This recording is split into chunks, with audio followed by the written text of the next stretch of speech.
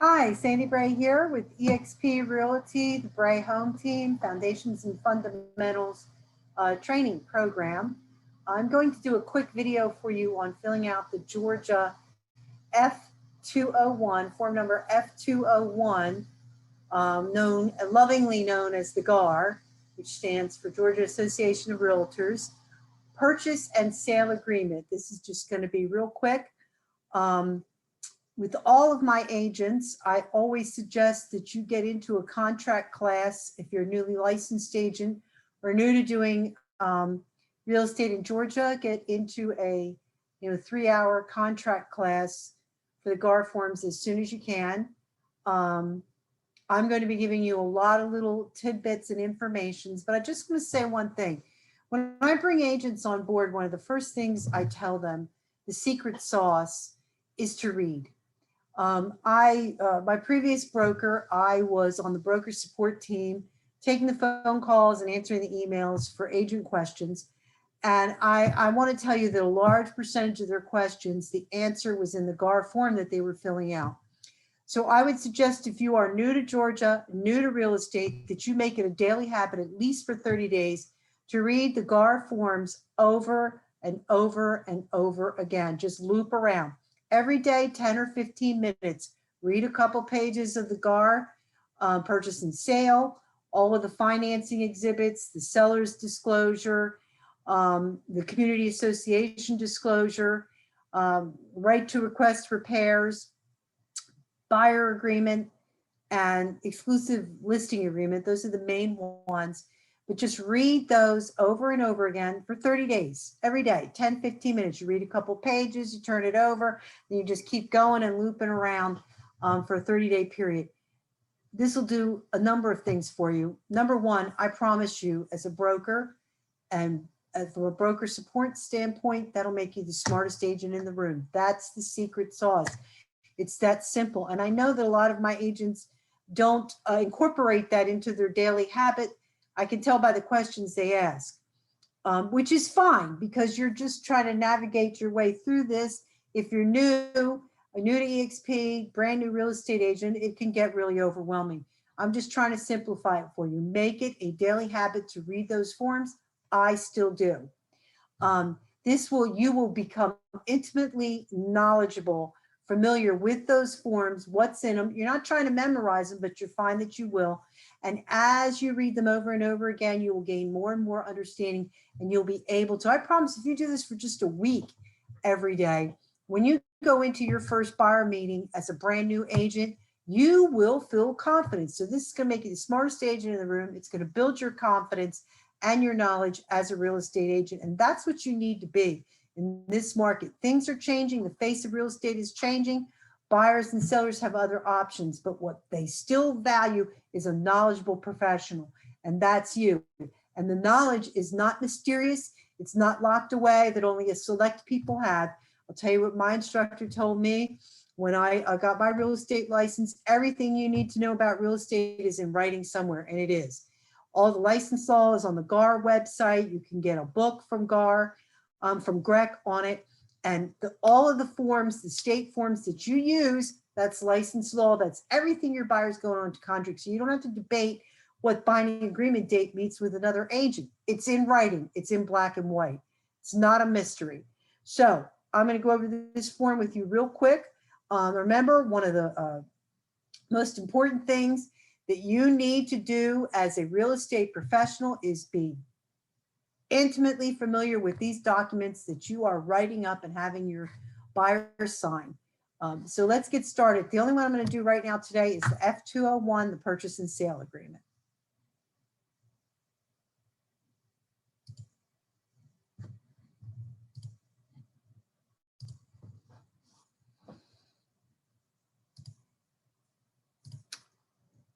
Okay, now I might be making some edits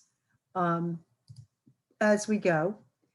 This is the GAR, Georgia Association of Realtor Forms. That's the one I'm going to be going over.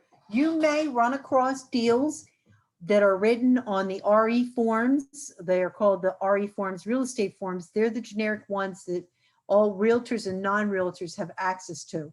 You're going to need to read those over. if you come across them, if those are presented to you. Um, you need to accept offers on behalf of your seller and present them to your seller, no matter what form they're written out up on.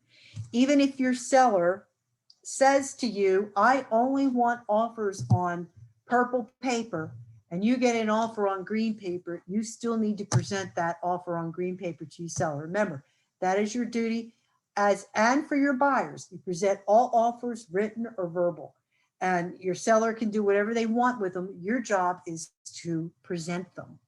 So this is the GAR form, the one you're going to run across most often. Offer date is just that. That's the date you're making the offer. That will be used as a reference point in later on as you're working the contract. It'll be used as a way to identify which agreement you're talking about and several different amendments and whatnot. But offer date is just that. It's the offer date. Key terms. The first item, the property identification, is just that. You're identifying the property.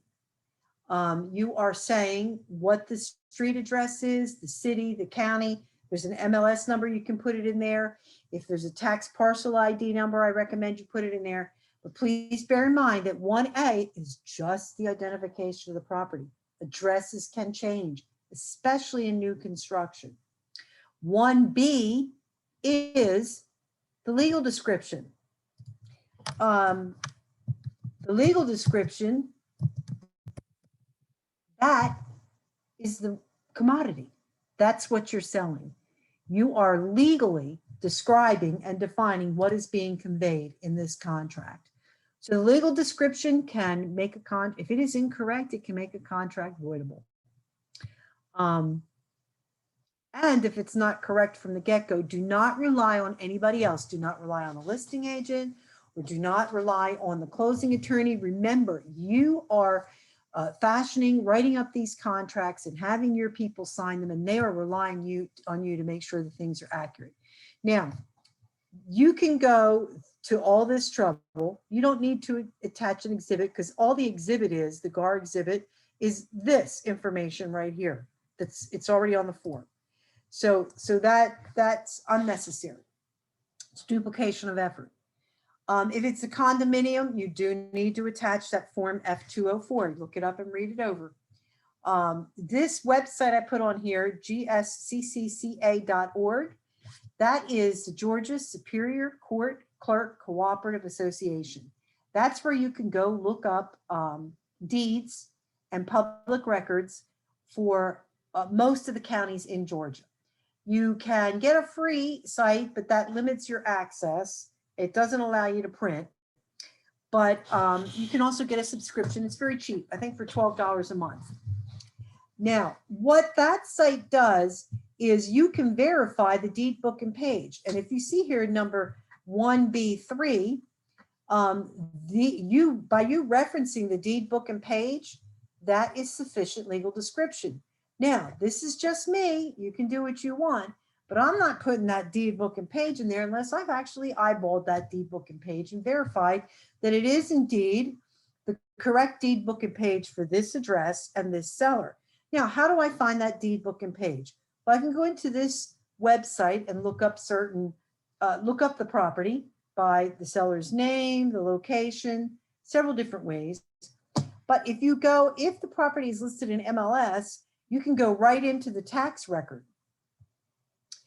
And that will reference a deed book and page. If it references a deed book and page in the tax record, then you can then go in there and look it up on the gsccca.org website and just confirm the legal description that is on the deed, and confirm the seller's name, because you definitely want to confirm the seller's name before you submit that over. You don't want your buyer signing off on an incomplete contract. I've seen agents do this.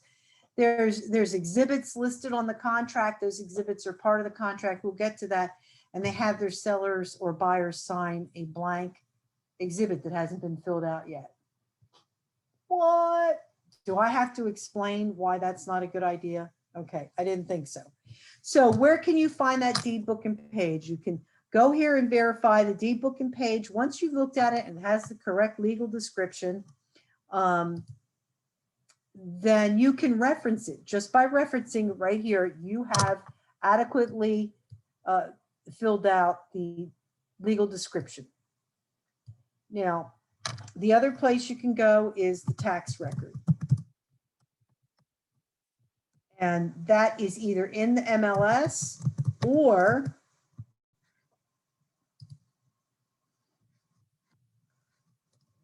go to county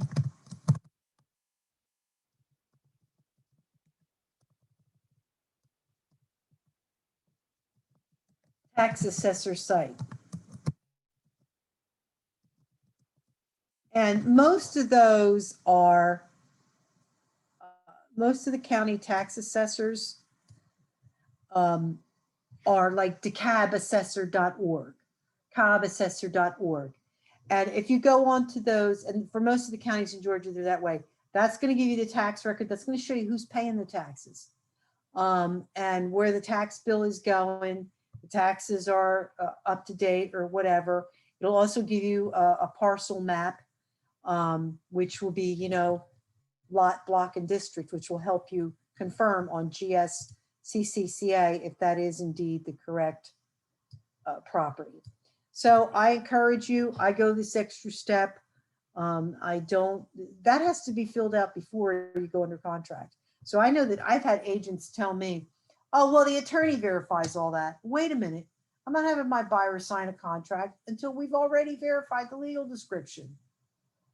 Okay, my buyer's agreeing to have something conveyed to them. It's not a contract if it's not identified what's being conveyed. And that's what the legal description is. So this can be blank or this can be incorrect. And if it is, guess what? It's a voidable contract. Now, is that usually a problem? No, not so much. But when it is a problem, it's a problem. Somebody's trying to get out of a contract. That's a way for them to get out, especially if they've got a smart real estate agent. So, so that's what 1B is all about. It's got to be filled in. It's not a contract without it. You have to identify what's being conveyed. Number 2, purchase price, not a contract without that. You have to identify the consideration. This is how much I'm going to pay for it. Sellers, and that's self-explanatory.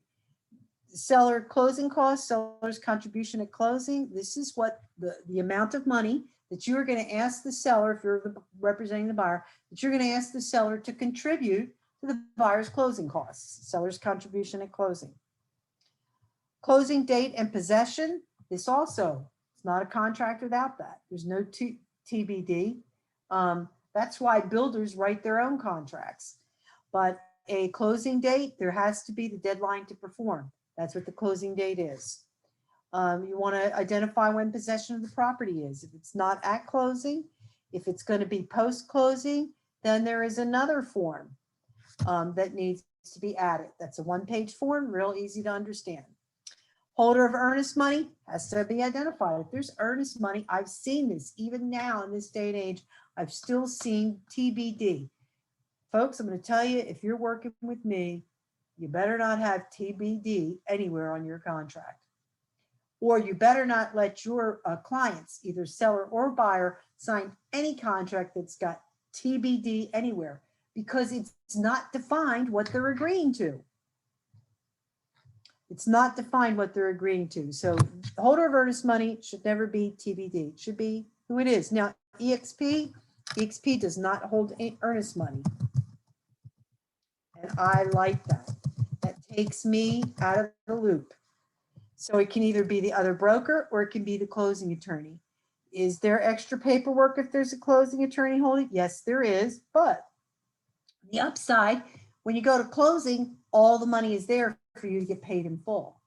If your broker's holding the earnest money, it usually is deducted from your commission, and then you got to wait for your broker to process that extra money to you. So this is why I'm okay with EXP not holding earnest money, because then I know that I'm going to get paid in full at closing. Closing attorney law firm needs to be identified. This cannot be TBD. It needs to be identified.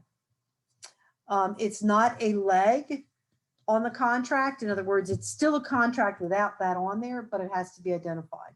Holder has to be identified. Earnest money. Now remember, every box that is checked on here and filled in is part of the contract. If any part of it changes, the contract needs to be amended, or all parties need to agree to the change in writing. Now, one of the ways they can agree is either by amendment, or if it's something simple like, okay, or if it's something simple like, okay, we're not going to send a check, we're going to send a wire. This needs to be changed because this is part of the contract. This makes it voidable down the road. So you wouldn't have, you could either do an amendment, or you can cross this out and check off this and have both parties initial that front page. That's sufficient too. It's whatever your broker wants. How the earnest money is delivered needs to be filled out. And since EXP, now, first of all, you are never a holder of earnest money. You are at best a deliverer. Do not put yourself in the loop with the earnest money. That's why I like it that EXP doesn't hold it, because that leaves me out of the loop. Why do I want to be out of the loop? Because that's somebody else's money. And that's one of the number one ways agents get in trouble is mishandling of earnest money. I do not want to have to handle it or be in the loop. So, so as of the offer date means that you took that earnest money, or somebody took that earnest money, because the buyer paid that earnest money before they even got under contract. So you never, you're never going to use 7A. It's used in commercial deals. Sometimes earnest money or deposit money is put out ahead of an offer being accepted.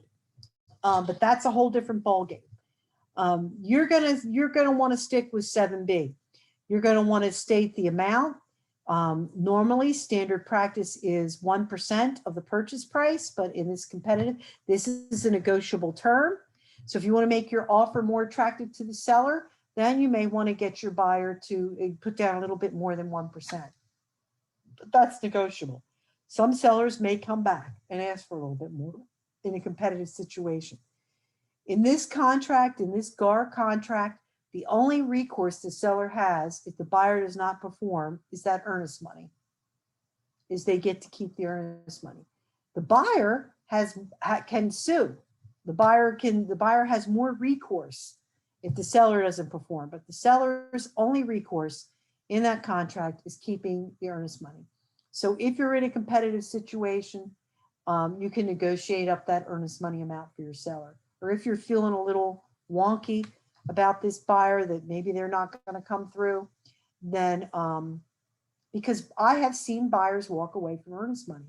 I've seen buyers walk away from, $1,000 or more in earnest money just because they wanted out of a deal. So if you're in a competitive situation, you're not feeling good about it, try to get more earnest money for your seller, because that's the only thing they're going to get if this buyer walks away. And buyers will walk away from the earnest money, especially if it's only like $1,000 or $500. You want to put a time limit on it. I used to put 5 days because I didn't want there to be any issues. But most of the time we're doing ACH or we're doing wire.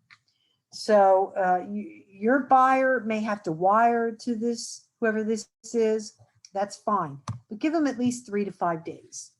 Inspection and due diligence. Now remember, you're going to be reading these contracts, so you're going to understand what this is, because you're going to need to explain what this is to your clients. The due diligence period is not your inspection period.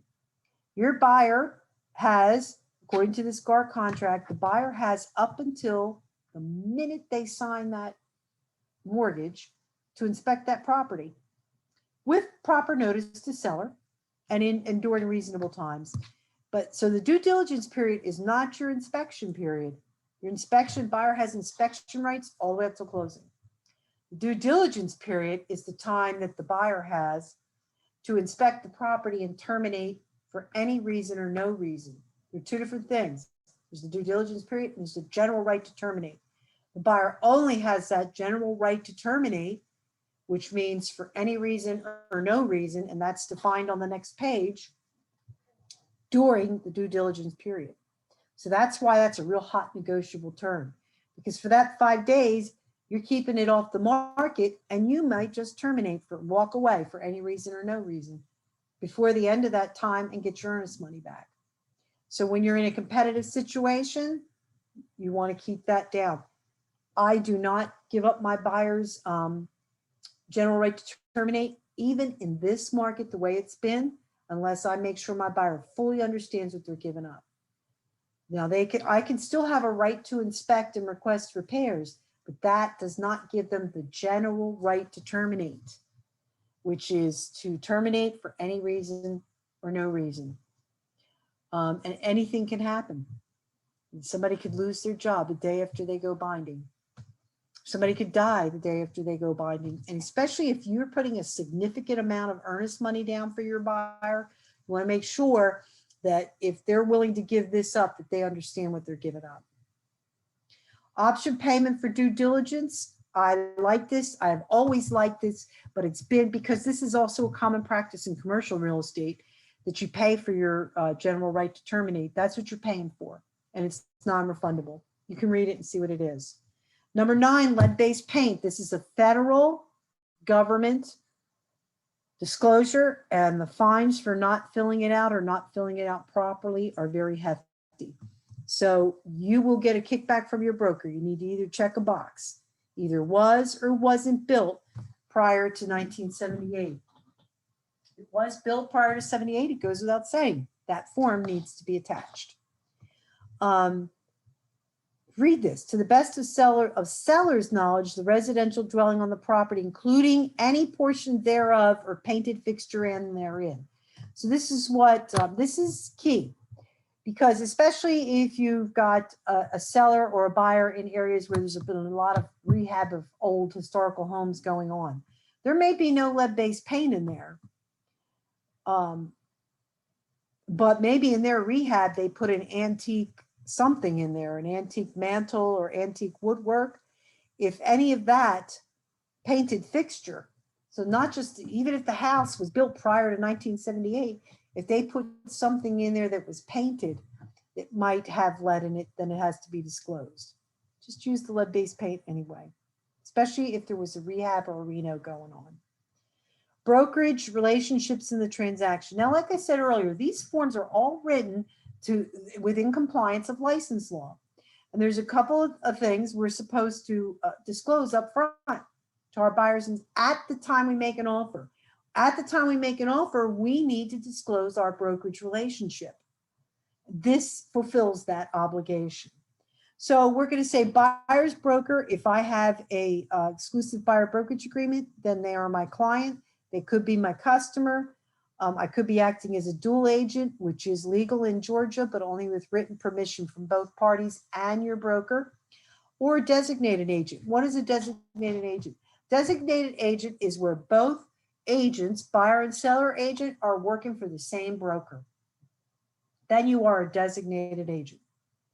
So in this case, I'm putting representing buyer as a client. So know, or at least know how to determine where you stand with this.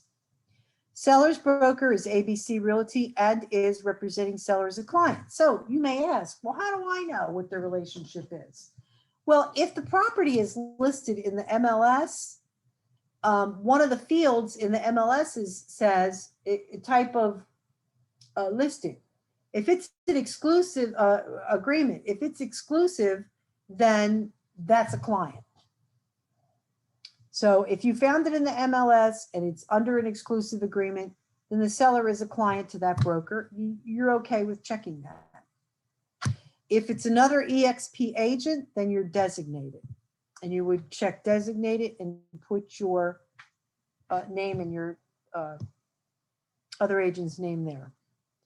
Material relationships required to be disclosed by either broker are as follows. What are material relationships? That's defined a little bit better on the next page. Material relationship means you knew that client, you and the client had a relationship prior to going into business together for real estate. So if that's your cousin, or that was referred by your cousin, or it was a friend of yours or an acquaintance, disclose it. When in doubt, disclose. Just say buyer agent is acquainted with buyer, or buyer if it's an in-law. Buyer agent is related to buyer. Disclose it, whatever it is. So if you had a relationship with your buyer or your seller prior to you contracting them as a client, the relationship you have with them now as their client, as your client or customer, is not a material relationship. A material relationship is something that existed in any capacity before you became their real estate agent. Time limit of offer. The offer set forth. You always want to have a time limit on there, because here's the thing, without a time limit, you could be rocking and rolling. You didn't win the bid. You're going down the road, and your buyer's looking at other stuff. Time limit of offer means it doesn't expire. The seller's got this. Their offer falls out. They sign yours. You're under contract. And if you don't have a due diligence in here, you have their general right to terminate. So you always want a time limit. If the seller happens to sign this, let's say they're going back and forth, this happens a lot. After the expiration, you guys can just amend it, or you can just cross it out and initial next to it. But you always want a time limit on there. You always want a time limit on there for your buyer. Okay, next page. The next page gives you an explanation of everything on the page before. Purchase price to be paid by buyer. The purchase price shall be paid in US dollars at closing. It doesn't mean your buyer is bringing dollars. The mortgage company is going to send dollars. Explains to you what seller's contribution at closing means, and what can be covered and what cannot be covered by that money. Explains the items that are paid by buyer at closing. Explains what the prorations are. Your buyer or seller is going to have all questions about that. Because you're reading the contracts over and over again, you're going to know how to answer them, and you're going to understand it too. Closing date and possession, right to extend the closing. One of the items that a lot of agents like to go back and forth about is this unilateral right to extend the closing.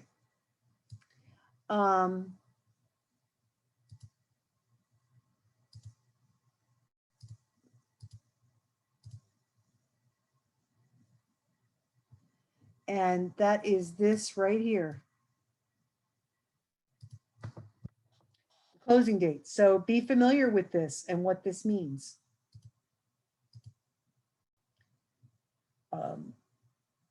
Unilateral can only be used one time, and it's very specific. It's not a get out of jail free card. It can only be used one time by either the buyer or either the seller, and it can only be used in specific circumstances. So you will need to read that and make sure you understand what those are. Holder of earnest money. This explains to you what the default is.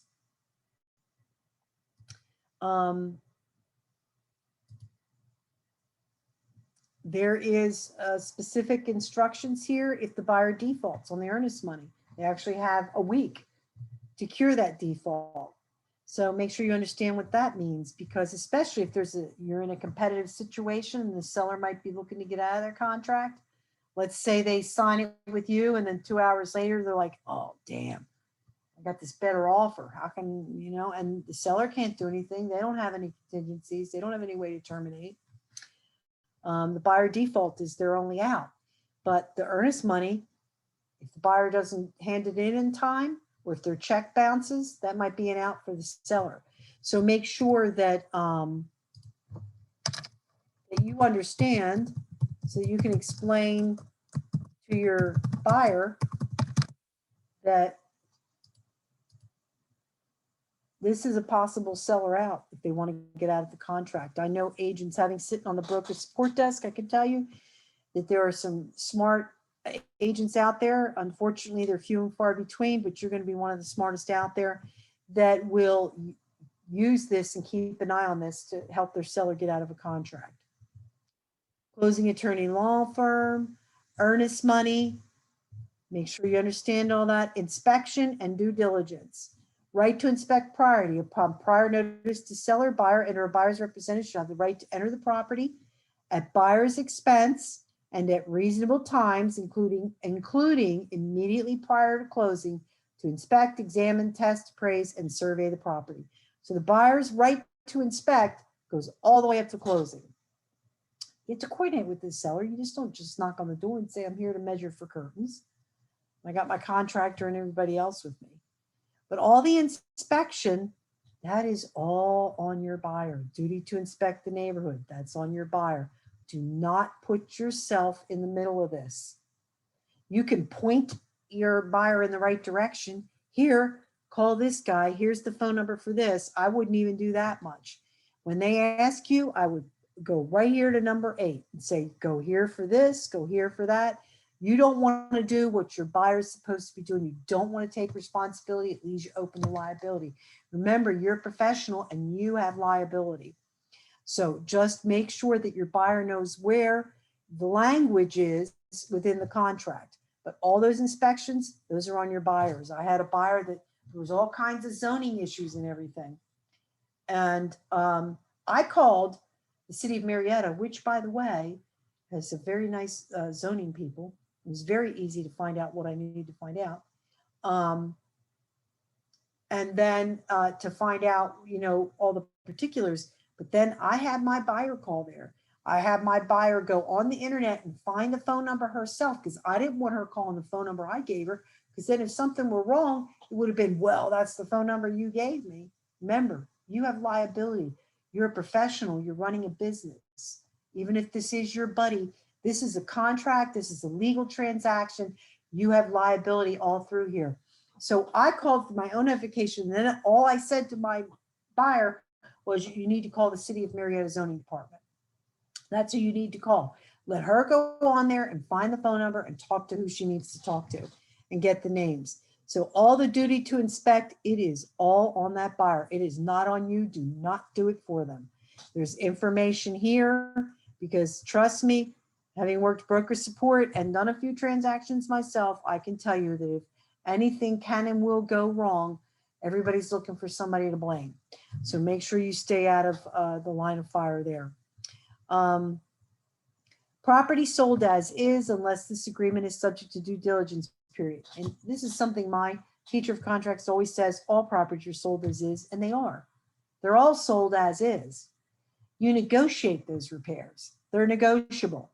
Your buyer should not go into a contract thinking, well, okay, I know all of this and that and the other is wrong, but we'll get the seller to fix it. No, this is a contract. Every amendment that you strike is a renegotiation of the contract, and nobody has to sign an amendment. Just because you think they should doesn't mean they will. So this explains to you what the due diligence period means. So make sure that you explain this to your as well, because this tells them that it is it's basically an option contract, and that this is the period of time that the buyer has to cancel for any reason or no reason. This is their general right to terminate. Lead-based paint, brokerage relationships in this transaction, we are supposed to disclose that. This fulfills that obligation. Explains to you what the time limit of the offer is. Explains to you what delivery is. Please be familiar with that, because it's all about delivery. Remedies of seller, remedies of buyer, rights of the broker, risk of damage, duty to cooperate, electronic signatures, no time deadline under this agreement shall be extended by virtue of it falling on a Saturday, Sunday, or federal holiday, except for the date of closing. This lets you know that we're on calendar days. So you are always on calendar days unless it says in the contract specifically that it's business days. And that would be in your special stipulations, okay? No authority to bind. No broker or affiliated licensee of broker has any authority to bind in a contract. Notice of binding agreement date. This explains to you what that is, binding agreement date. There's always debates about that. You don't have to debate it. It's right here in black and white. It tells you what it is. Also explains what banking days are, if that's what you want to do in your contract. You have your cyber fraud disclosure warning. So, you know, if you want to point this out to your buyer, point it out to your buyer so that they understand that I'm not responsible for you wiring your money to the wrong guy. So like I said, this is more about putting you out of the loop. Okay, number 8, exhibits and addenda. Now, if you read, there's always debate with agents about what controls. It's in this order. As you see, we have the contract here. Everything up here, all the way up to page 1, that controls. Goes in order. Then exhibits and addenda, they control everything above them. So all of this. So if there's any language in an exhibit or an addendum, which is an addition to the contract, not to be confused with an amendment, which is a change to the contract, they control. And it says right here, all exhibits attached here to, listed below, or referenced are made a part of the agreement. If any such exhibit or addendum conflicts with any preceding paragraph, it's always whatever precedes, we're controlling, said exhibit or addendum shall control. So your exhibit or addendum is not part of the contract unless the box is checked and you give it a letter here. Exhibits are always lettered, A, B, C, in order. Your amendments are always going to be numbered, 1, 2, 3. So one of the things I want to note, and this is going to be a separate video, the seller's property disclosure statement, I always make that part of the contract, try to get it, because that lists the items that are included with the property. Special stipulations, the following special stipulations, if conflicting with any exhibit, addendum, or preceding paragraph, shall control. So you see how the hierarchy goes?